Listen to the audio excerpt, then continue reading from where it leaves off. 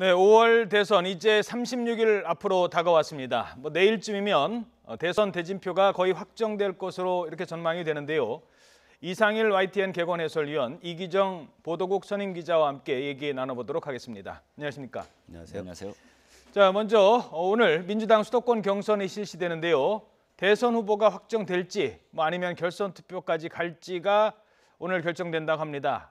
민주당의 주요 후보들의 발언부터 들어보도록 하겠습니다. 압도적인 정권 교체를 위해서는 압도적인 경선 승리가 필요하다라는 점을 호소드리겠습니다. 수도권의 현명한 유권자들이 또한 경선 참여인단들이 확실한 본선 승리 카드를 선택해 주실 때까지 최선을 다해서 노력하겠습니다. 나름 선전했다고 평가하고 이제 저의 본거지라고 할 수 있는 경기, 서울, 인천 그리고 이제 강원, 제주까지 수도권에서 사실상 결판이 날 거다. 네, 문재인 전 대표가 압도적인이란 말을 계속 사용을 했는데 네. 오늘 어떻게 압도적으로 45% 넘게 득표를 해서 결국 단일 후보 안 만들고 바로 그냥 갈까요? 지금까지 각 지역의 그 순회 경선 투표 결과를 보면은 이제 문재인 전 대표가 예상보다는 그 압도적인 표차를 가지고 계속 승리를 해왔습니다. 그래서 이제 민주당 경선에 오늘 수도권 그 경선인단 숫자 굉장히 큽니다. 136만 명에 가까운데 왜 그러냐면은 1차 지역별 선거인단 모집에다 한 인원에다가 2차 모집된 인원은 전국 단위로 모집이 됐는데 다 같이 투표를 합니다. 그래서 이 136만 명에 가까운 분들이 투표를 하는데 현재까지 문재인 전 대표가 확보한 득표수가 33만 표고요. 그리고 수도권 선거에는 136만 명 중에 대략 평균 투표, 지금까지 투표율이 72% 정도 되는데 그걸 가정하면 약 98만 명 정도가 투표할 걸 예상이 되기 때문에 문재인 전 대표가 만약에 45만 표 정도를 득표한다면은 결선 투표 없이 오늘 이 경선이 끝나게 됩니다. 그래서 그 부분이 이제 관건이 되는데 문 전 대표 입장에서는 그 지금까지 그 대세론을 유지하면서 바로 이렇게 본선을 직행하는 그런 어떤 흐름을 만들기 위해서 아마 압도적인 승리를 호소하는 전략을 구사하는 것 같습니다. 예.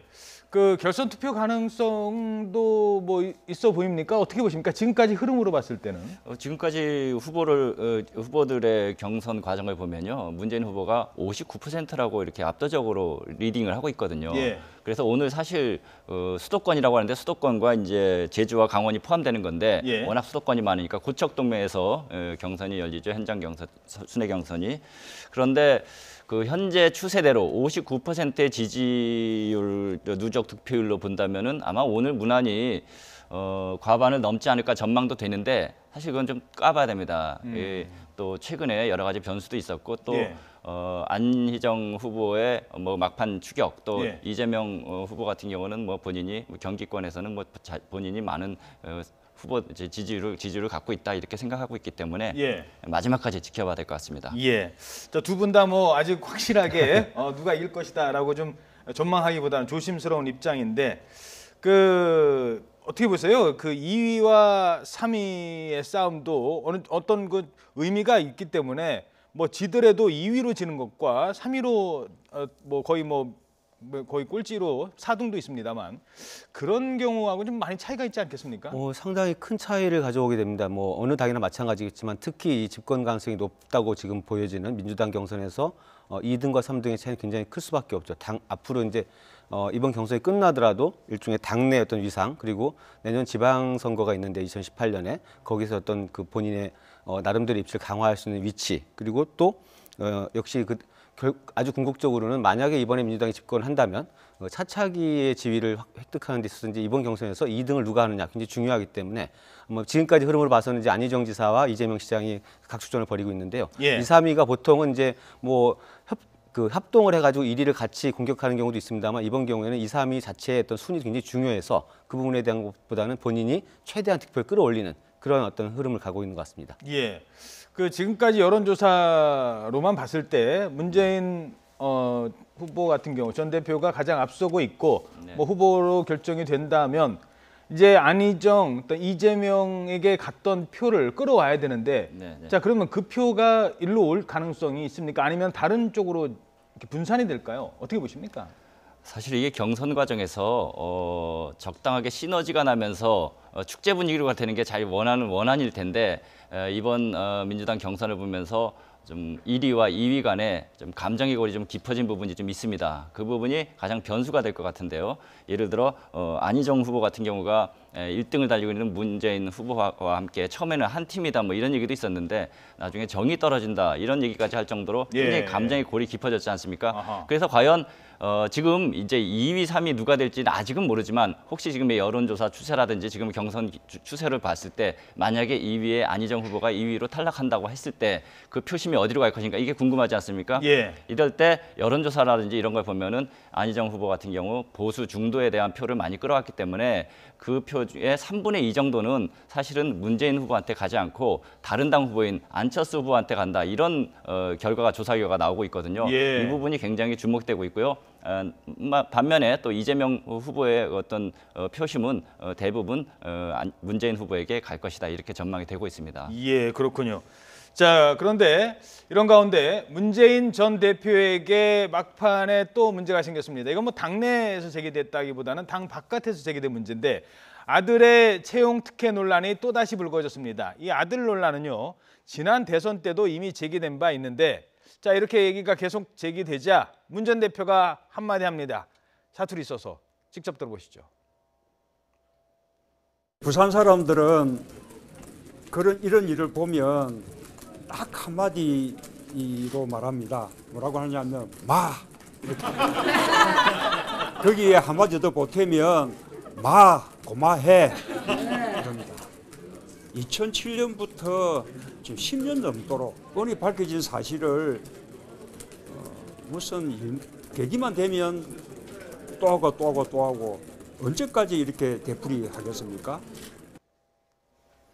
네, 지난 대선 때 일단락이 됐다라고 주장을 하고 있습니다. 사실 뭐 일단락이 된 측면도 있고요. 그런데 지금 다시 이 문제가 제기가 되는 배경 어디에 있을까요?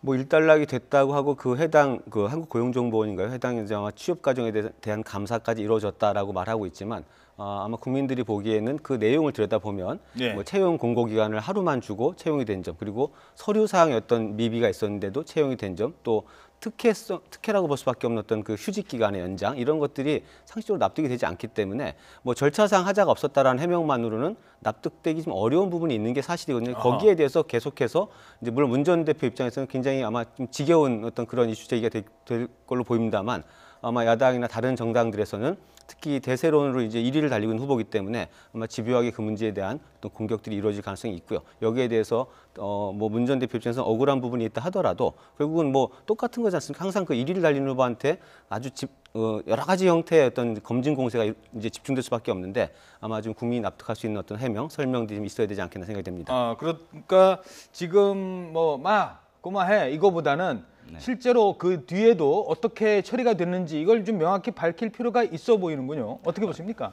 그렇습니다. 어찌 보면은 과거에 그 다 검증됐다 본인이 이렇게 해명을 하고 있지만 그것이 현재 국민들의 정서라든지 또 다른 후보들이 공격하는 부분에서 보면은 좀 부족한 부분이 있지 않나 하는 생각이 좀 있거든요. 예. 그래서 이 부분을 이번 과정에서 본인이 철저히 아마 밝힐 기회가 있을 겁니다. 왜? 그냥 놔두지 않습니다. 예를 들어 정우택 자유한국당 원내대표 같은 경우는 상임위 연석해서 이걸 밝히자, 국회 차원에서 밝히자 이렇게 공세를 이어나가고 있고 국민의당의 이제 박지원 대표라든지 주승용 원내대표 같은 경우도 제2의 정유라 사건이다 이런 얘기까지 하고 있지 않습니까? 예. 그런데 문제는 이번 대선의 프레임이 굉장히 중요한 게 정유라로부터 시작된 최순실 국정농단 이렇게 이어져 오기 때문에 이 부분이 금방 연상이 되기 쉽습니다. 아들, 딸 이런 문제 연결되면은 치명적이다 이거죠. 그렇기 때문에 사실은 문재인 후보 같은 경우는 20, 30대 지지층이 굉장히 강하거든요. 그래서 이 부분을 어떻게 잘 커버할 것인지 이 부분이 가장 큰 변수인데요. 문제는 지금 이제 후보들의 비전이라든지 미래에 대한 검증 이런 것 공약에 대한 검증 이런 것보다는 워낙 대선 기간이 짧기 때문에 이 주변 인물들에 대한 검증 쪽으로 많이 치우칠 가능성이 있다 이렇게 보일 수 있습니다. 알겠습니다.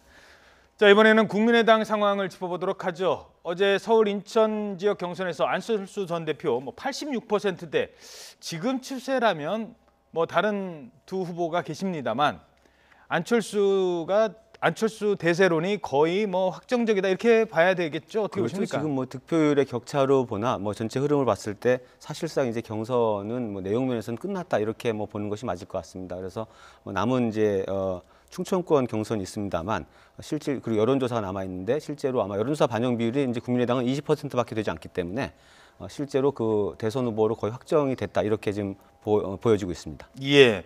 근데 하나 뭐 좀 궁금한 게요. 보통 마지막 경선은 서울에서 하잖아요. 뭐 네. 더불어민주당도 마찬가지고. 그래서 서울에서 이른바 이제 컨벤션 효과를 가장 극대화시키려고 하는데 국민의당은 대전 충청 지역 경선을 마지막으로 하는 뭐 혹시 이유가 있을까요? 어떻습니까?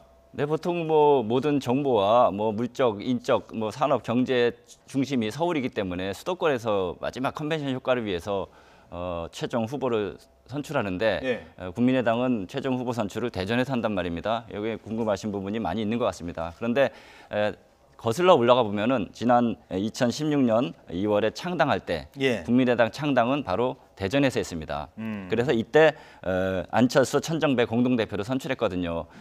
아마 이러한 전통을 이어가겠다는 것과 함께 이 전국에서 당원이 모이기 가장 좋은 위치가 사실은 대전 아닙니까? 그런 차원도 있고 그래서 많은 대의원들이 당원들이 와서 축제를 하자는 차원도 있었고 예. 마지막으로 한 가지 추가하자면은 충청권 표심이 가장 어렵습니다. 잡기가. 여론에도 잘 안 잡히는 것이 충청권 아닙니까? 그래서 이 부분에 대한 어떤 정치적 고려도 있지 않나 생각됩니다. 그렇군요. 속내를 잘 드러내지 않는 충청권에 대한 뭐 배려라고도 볼 수 있겠네요. 자, 그런데 이렇게 당 대선 경선에서 일단 압승을 거두면서 파죽지세를 달리던 안철수 전 대표에게도 악재가 생겼습니다. 이른바 사면 발언 논란인데요. 논란이 커지자 안 전 대표 진화에 나섰습니다. 함께 들어보시죠. 원칙론을 말씀드린 거고 지금은 아직 기소도 되지 않고 재판이 시작도 되지 않았습니다. 지금은 유명무실합니다.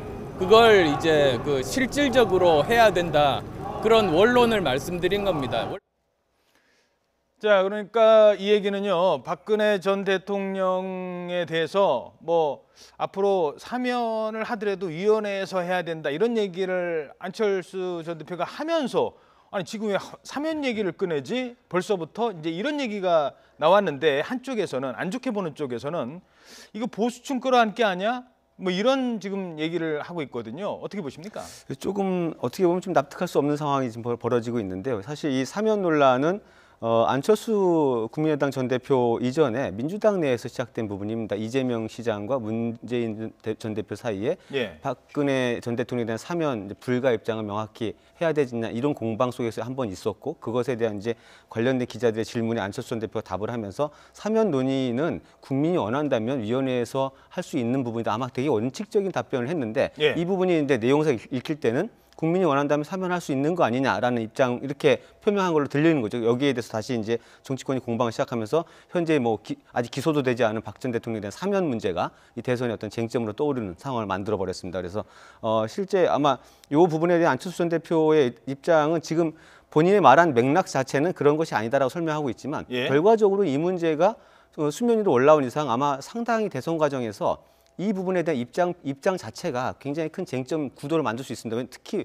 안철수 전 대표는 현재 중도 입장이기 때문에 문재인 전 대표와 1대1 구도를 강조하면서 어떤 나머지 주자들과의 통합 문제까지도 고려해야 되는 상황에서 예. 만약 이게 정말 보수 표심을 의식한 정치적인 제스처인 거냐 아니냐 이런 논란도 계속 이어질 것 같아서요.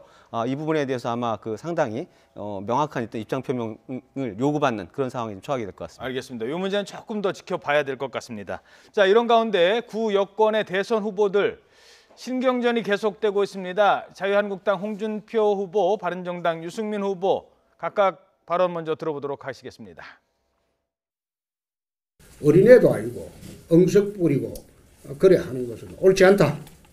그래서 이제는 본당으로 다 돌아올 때다. 결국은 이 선거 구도는 민주당과 자유한국당 구도가 될 수밖에 없다.